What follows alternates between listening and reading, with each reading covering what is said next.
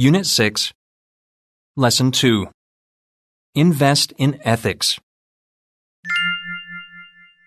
In 1987, director Oliver Stone released the film Wall Street, in which the character Gordon Gekko became famous by delivering a passionate speech to investors that claimed, "Greed is good." This speech influenced countless investors and businesses at the time, who went on to use its message to justify a variety of corporate practices that put profits over employees' welfare and well-being, the environment, and consumers. But does this belief still hold? The mentality of Gordon Gekko can trace its roots to a theory created by Nobel Prize-winning economist Milton Friedman. Friedman argued that a corporate executive's only responsibility was to meet the desires of their employers.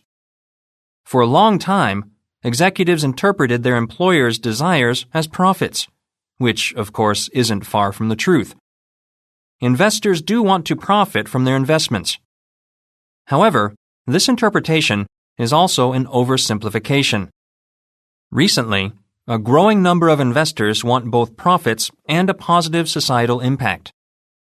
This expectation has led to a trend in the investment world known as sustainable or impact investing, a view of investment that considers environmental, social, and corporate governance criteria, ESG, to create long-term financial returns and a positive societal impact. For a time, corporate social responsibility, or CSR initiatives, were considered the best way to meet investor expectations. They not only improved corporate practices but also helped build a company's reputation. However, not everyone was convinced by corporations promising to improve. That's because some companies did sincerely work to improve their practices, while others didn't, or faked it. The lack of transparency in CSR systems opened the doors to ESG. Now, it's important to note that ESG wouldn't exist without CSR. However, there are differences between the two. CSR aims to make businesses accountable for their actions. ESG criteria try to make those actions measurable.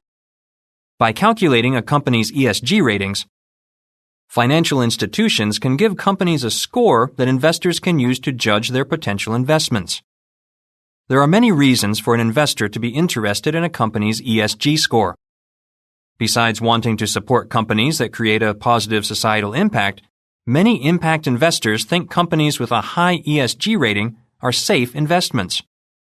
A popular belief among investors is that these companies tend to be more resilient, forward-thinking, and innovative. This belief is supported by academic studies. For instance, Oxford University reviewed over 200 sources on ESG performance and found that the majority, 88% of companies that focused on sustainability had better organization and performance that translated to higher cash flows. ESG ratings start at 0 and go to 100. They are meant to present an objective and transparent evaluation of a corporation's practices.